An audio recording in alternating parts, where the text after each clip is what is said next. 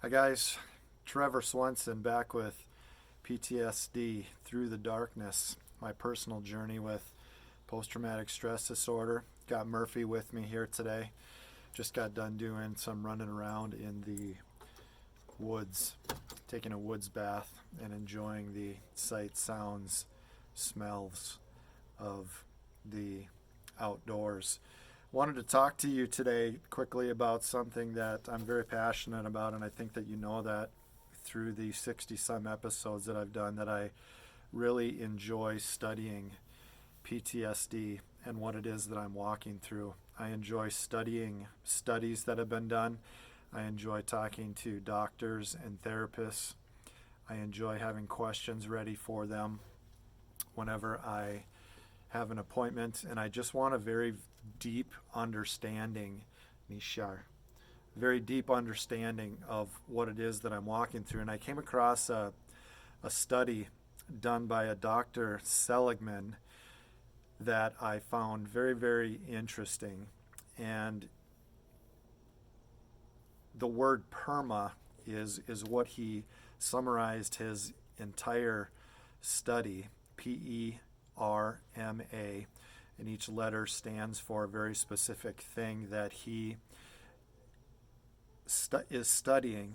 And what he is studying is in trauma, a lot of trauma. When you think about trauma, there was a sense of learned helplessness in the situation, whether it had to do with people or whether it had to do with inanimate objects that were controlling the situation or whatever it might be. But there was more than likely there was a level of learned helplessness. And his take on the whole topic is that if you can learn helplessness, then you can also learn optimism, which would be the opposite of helplessness. And he also has a very deep understanding of neuroplasticity, which is the hope that I'm holding on to in my journey as the brain repairs itself, which is what neuroplasticity is. The brain actually can repair itself, which is hopeful for those of us that are suffering from PTSD. And I want to get right into what PERMA stands for, but first I want to give you a real quick example in the science world of what learned helplessness is, and how it bleeds over into how humans react to learned helplessness as well. Nishar, mata, mata, mata. Good boy. And they used rats, and what they did with these rats is that they would put them in a container of water that they couldn't get out of. And before they did that, what they would do is they would squeeze or hold on tightly or firmly to the rats until they quit struggling and quit fighting and calm down. And then they would put these rats into the water. So essentially they gave up from the pressures that had been put on them externally, the constant pressure, the constant stress, the constant trauma. They finally just gave up, and they would put these rats into water, and lo and behold, they would last about 9.5 minutes. The funny thing is that if they took rats and they did not train them in learned helplessness, which is holding them, pressuring them, having them go through controlled trauma, they would last up to 81 hours in this water. Think about that. From 9.5 minutes to 81 hours. And so Dr. Seligman started studying all of these things and really got into learned optimism.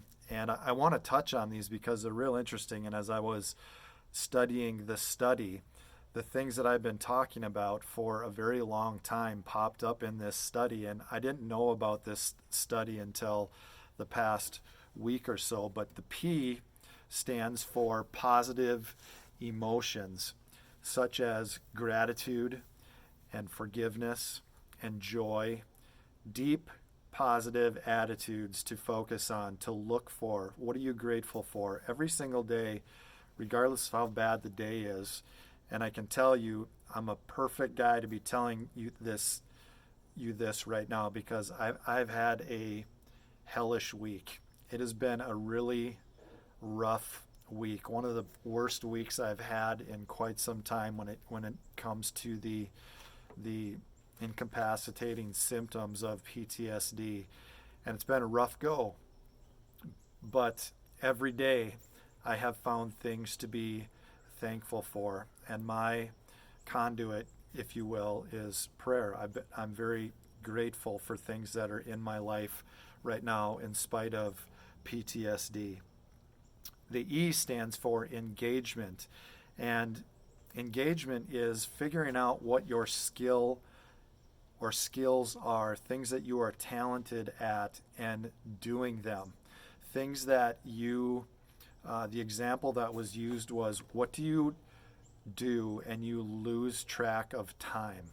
Like, I had no idea it was 5 o'clock. I started this at 12:30 today, and it's now 5 o'clock. Where did time go? What is it that is that thing for you? And I know in my life there are things that, even though they're hard to do right now, I can remember many, many experiences where I would walk in and I had missed mealtime, I had missed family time, I had missed other things. And it was really an interesting concept of the engagement. Find that thing that you tend to lose time. Okay, go ahead. Okay. So E is for engagement. R is for relationship. And in relationship, humans are a social creature. And when it comes to the R in PERMA, relationships, all of the actions that were tied to the R in relationship had to do with you giving of your time. Relationships such as kindness and edification and complimenting people, building people up, and making people feel good about their talents, their gifts, their abilities, things that they've done for you, services they've provided for you, but interacting with people in a way that is giving.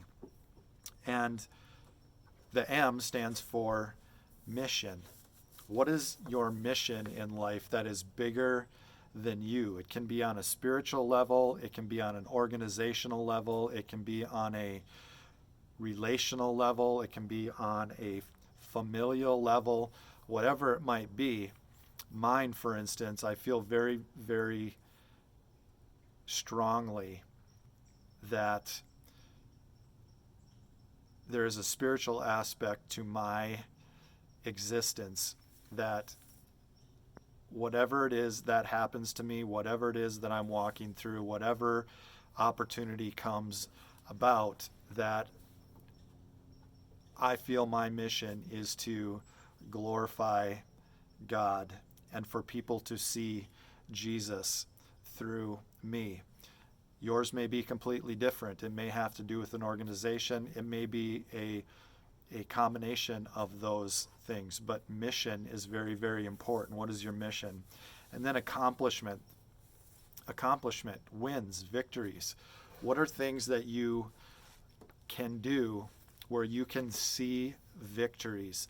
I've talked about this in the past with my farming and tree planting and conservation and planting pollinator crops and walking through them after they've matured and watching the pollinators, the bees, butterflies, insects, utilizing this beautiful thing that I have planted and that I have accomplished through my hard work.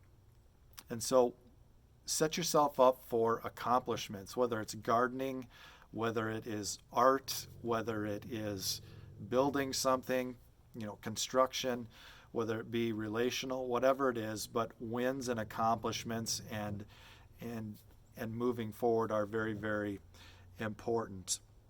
So PERMA, we've got positive emotions, we've got engagement, we've got mission, and we've got accomplishment.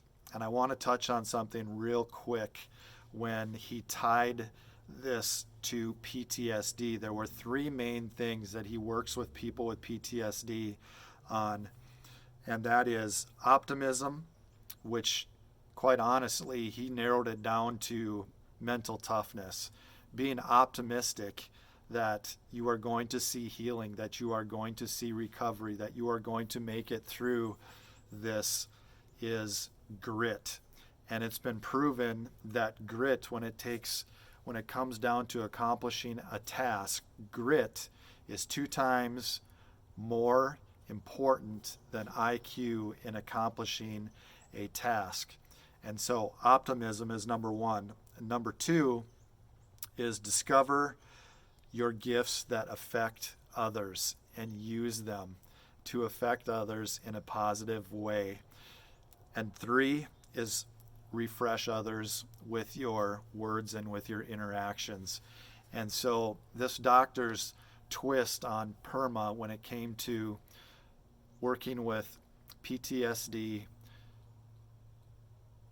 people that have PTSD, that are struggling with PTSD, it's directly applicable because more than likely there was an aspect of learned helplessness in your trauma. And now it's our job together to learn optimism, to develop grit, to develop purpose and a mission, and to pour into other people. So I just wanted to share that with you. I thought it was a really interesting study that was done.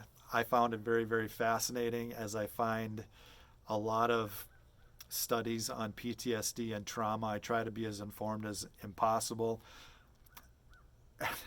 As informed as possible in my walk with PTSD. I wish you the absolute best. Please click and subscribe. I'm working on a couple of more topics that I'm excited to share with you. I can't wait to see you next time. This is Trevor Swenson with PTSD Through the Darkness. See ya.